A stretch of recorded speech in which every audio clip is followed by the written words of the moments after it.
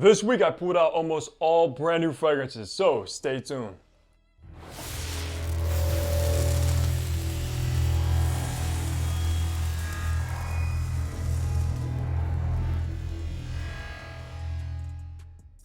Hey, what's good guys? Hunter here and welcome back to the channel where I upload weekly fragrance content, so you already know what to do. Hit that subscribe button down below and also make sure to follow me over on my Instagram page. So today is of course another weekly fragrance rotation. If you aren't familiar with the series, we basically run down what fragrance I wore, how many sprays, the kind of weather outside, and if that fragrance got a compliment or not. So how about we get right into Sunday. Sunday was in the mid 80s and sunny outside, and I pulled out a brand new fragrance, and this is my first introduction to this house, and it is Gleam London. This one is Kensington.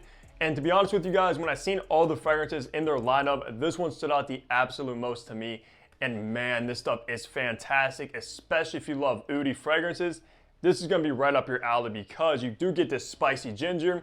You get kind of like this black tea, amber, and oud. And it's honestly incredible. And also, I believe the perfumer behind this one said this was his favorite that he created for Gleam. Apparently, this brand is in the same family as the next fragrance I wore tomorrow, so you will see that in a moment. But honestly, guys, Kensington is seriously a special fragrance. And like I said, if you love ginger, tea, and oud fragrances, you have to check this one out or at least get a sample. Also on this day, I did do 8 sprays of this one. The performance was incredible. This is actually an extrait de parfum, so you kind of expect that, and it did live up to what I kind of expect from this kind of concentration. So that's what I wore, is the brand new Kensington by Gleam on Sunday. Monday was in the high 80s and cloudy outside, and I put out a fragrance that is brand new in my collection and has been getting a ton of hype, and it is Gritty Mango Oud. And for some reason lately, mango fragrances have become so popular, and I could definitely see the hype being worthy on this one. And also, you might recognize this kind of bottle or this brand because in a previous rotation,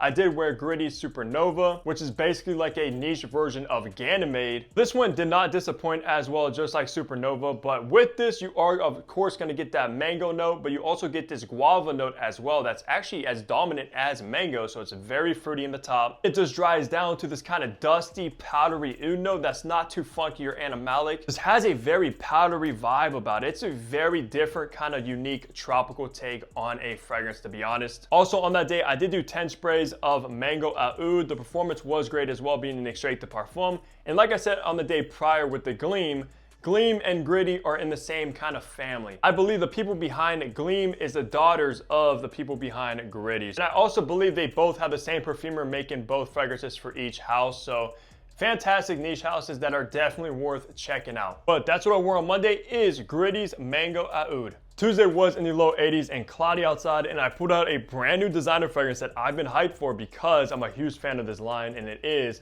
Viktor & Rolf's Spice Bomb Dark Leather, and it matches the leather jacket I got on right now. And wow guys, if you love Spice Bomb, you love leather fragrances, this is without a doubt going to be a must for you. It of course takes that Spice Bomb DNA being very spicy, tobacco, earthy, but adds the note of leather, which is almost like a shiny black, like new car smell leather, with this resinous touch as well from like frankincense. And it's very, very good. I know it's been controversial with this one because the performance, a lot of people have been having problems with, saying it's like below average. Does it perform that good, or does it perform what you would expect from a Spice Bomb? And I kind of agree with that, but I also did get a few compliments with this one on that day that kind of swayed my opinion a little bit, because on that day I did do 8 sprays of dark leather. The first compliment came from a coworker. He was talking about a candle smelling like the fragrance I had on that day, which of course was this. So she must have had some kind of like earthy, warm, leathery, resinous candle that I guess reminded her of me when I was wearing this one. And I can definitely see this like going into a candle, to be honest. It kind of gives off like that fall vibe candle. But some fragrances do, and this is definitely one of them. And then around maybe like 10 or so hours after applying this one, I had another person that was behind me tell me I smelled very good and asked me what the fragrance was. I told her. And then I also said that it might have been actually the person in front of me, because when I was walking, I had a person in front of me that smelled like they just sprayed a bunch of body spray on, and it was actually very strong. So I was like, nah, it actually might not be me, it might be her. But then she proceeded to say, no, it's actually you. And that's what I mean by like the performance with this one I thought wasn't the best, but then somebody complimented it around 10 hours after applying. So maybe I just went nose blind to it very quick, and it does perform fairly well, or maybe at the end of the day she was talking about the person in front of me, but maybe just wanted to give me a compliment. But still, at the end of the day, fantastic fragrance from Viktor and Rolf, and I can see doing pretty well, especially for the upcoming like fall and winter seasons. This is gonna be killer for that. So that's what I wore on Tuesday, is Viktor and Rolf Spice Bomb Dark Leather, and let me know down below if you tried this one yet. Wednesday was also in the low 80s and cloudy outside, and I put out another fragrance from Gleam London. This particular one is Golden Star, which also very much stuck out to me because it also has the note of oud, which is my favorite note of all time, of course. But this one, however, goes more so in like the spicy, leathery amber vibe. And obviously, like looking at that bottle, it kind of matches the way this bottle looks, the color at least being very ambery. And the quality is just top tier with these kind of gleam and gritty fragrances, man. I really cannot complain, even though they are pretty expensive. If you don't know, these are obviously distributed through like So Avant-Garde. So if you want to check these out, you can use my code HUNTER10. Just to save you 10% off at checkout. And that also includes like samples and everything like that, which they have samples of like every fragrance on So Avant-Garde, I believe. Because this one might be a risky blind buy and something worth sampling, because any fragrance that's heavy on oud is always gonna be a risk taker unless you just love that note like myself. But at the end of the day, this is like a saffron, oudy, leather, ambery fragrance done to almost perfection, guys. Also on that day, I did do 8 sprays of this one, just like Kensington. The performance was on par with the first one as well. Very, very good, because I did have somebody that I've never actually seen before. We were kind of chatting it up, talking, and then we started talking about fragrances because he was also wearing something that kind of smelled like Versace Hawas. And then he proceeded to say that I smell good, and this was probably around like 8 hours after applying this stuff. So I was kind of impressed that he could still smell it after around 8 hours. And I kind of have something to talk to you guys about with that discussion, because like I said, he was wearing something very fruity, very strong, like he sprayed a lot, and it smelled like Hawas. But when I first encountered him, I got a blast of his fragrance. And then maybe after like a minute or so, it completely disappeared. So you do go nose blind. The fragrance is very, very quick. Just keep that in the back of your mind. And that's why even though you don't smell yourself when you're out and about, everybody around you is smelling you, at least for maybe the 30 seconds to a minute if you're like really close to them. And then they'll eventually go nose blind to it as well. So it's kind of funny. So if you do spray a lot of your fragrance and you have somebody complain and they have to be around you for some period of time, you can just tell them, don't worry, you're gonna go nose blind to it very quick. Which is kind of a funny comment, just saying, yeah, forget about it, I'll wear whatever I want, and you'll just go nose blind to it. That's why I like to say too, the more you spray, the more others will smell you, but the less you spray, the more you actually smell yourself. So you kind of got to choose between the two. I know me personally, I'm considered like an oversprayer to a lot of people. Then some people spray like 15, 20 times, which I don't ever do. The most I'll usually spray is up to 12 max most of the time. But it's usually always below that, like 8 to 10 sprays is usually my sweet spot.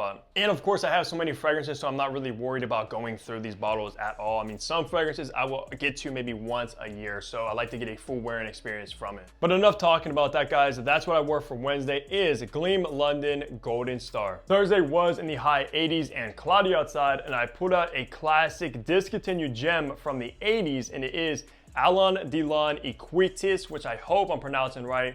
But shout out to Dominic. You might remember him because I talked about him in last week's rotation when he sent me Luciano Pavarotti, which is also a discontinued fragrance from like the 90s, which is fantastic. But he also sent this one as well, which I've been dying to wear and get a full wearing experience from this one. And wow, guys, I do love my classic fragrances, especially from like 70s, 80s, and 90s. And this one's no different. And I've never heard of this fragrance before until he actually sent this one over and he was talking about it. But if you love those ultra masculine, kind of animalic, this one's a little bit fruity, floral, but it also has this kind of clean aldehydes to balance it out perfectly. And it also is a splash bottle. Oh my goodness, this stuff is so good. Very animalic, which I believe is coming from the civet note. Extremely potent stuff. Who knows, if this is from like the 80s, that might actually be real civet they're using in this, which would be crazy. On the day as well, since this is a splash bottle, I did around like maybe 8 drops on my skin. Since I'm not really used to splash bottles, so I'm kind of getting used to it and what like is the best wearing experience when you use splash bottles. And I think that should be around a good mark because the performance with this being an EDT is very respectable. no complaints at all. It easily got through the entire day as well, at least around like 8 hours or so. And I also believe this is a celebrity fragrance, but back in the day, celebrity fragrances were completely different to what you expect from them now, being very cheap and like kind of generic and just very mass marketed. But these were completely different. This almost smells like it could be like a niche quality fragrance without a doubt. And to be honest with you, I'm not really sure who Alain Delon really is. I don't know if he's like an actor or what, but whoever he is has to be a very classy gentleman, because yeah, they basically made this fragrance based on him, I would assume. Of course, I want to shout out my buddy Dominic for sending this one over, along with Luciano Pavarotti, both absolute gems of a fragrance right here that I'm so grateful to have in the collection. So that's what I wore on that day, is Alain Delon's Equitis. Friday was in the low 80s and sunny outside, and I put out probably my favorite fragrance from Supers Budapest, and this one is, of course, Caesar's Ultra. And wow guys, if you love patchouli, if you're a patchouli head like myself, this one should be on your radar without a doubt, because it has one of the best patchoulis I've ever smelled. And I believe in this they have patchouli aged 3 years, and it definitely gives off this very kind of aged, earthy patchouli note, very green, maybe even a little bit minty as well. And I believe there's also the note of lime in here, which gives it this very refreshing vibe along with that earthy patchouli. And it just smells like something very royal and something maybe a king would wear. That's the vibe I get when I smell this. And it's also extremely potent, being in straight to parfum. And if you do want to actually check out anything from Supers, which they do have so many good fragrances, you can definitely take a look at them all, but you can use code HUNTER10, of course, to save you 10% off. On that day though, I only did do 5 sprays of Caesar's Ultra, because the sprayer on this might seriously be, I'm not even joking, the best sprayer in my entire collection. Like one spray from this basically equals around like 3 sprays from a regular atomizer. Most of the time, how I get up to like that 10 spray mark is I'll double hit each spot. So if I spray 3 times around the neck, I'm gonna do 6 from a regular atomizer, and just like double layer everywhere I spray. Just get more of that perfume oils on my skin wherever I apply, so it doesn't evaporate as quick. But yeah, awesome fragrance from Supers Budapest, and probably my favorite, and I believe I do own around 11 from them now. Wrapping the week off on Saturday, it was in the mid 70s and kind of cloudy outside, so probably the coldest day of the entire week. And of course, I had to end the week off with a Louis Vuitton.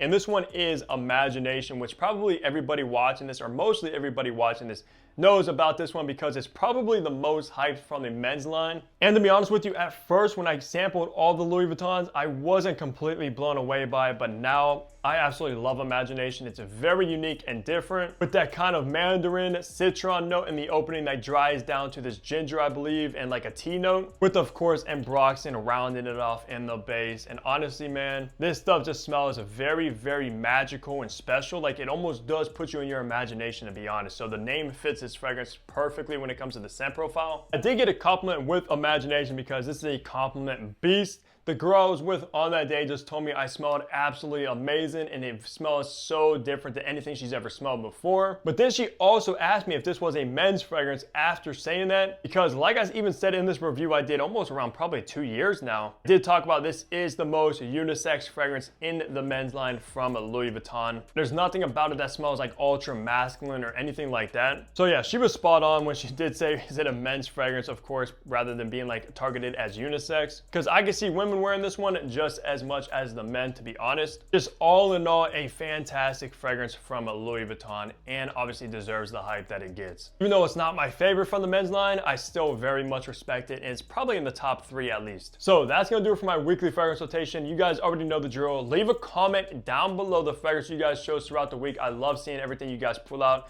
because you guys always smell incredible and pull out so many bangers. But besides that, leave a like, subscribe if you guys haven't already, and of course, I'll see all you back here in my next upload. Take care, everybody.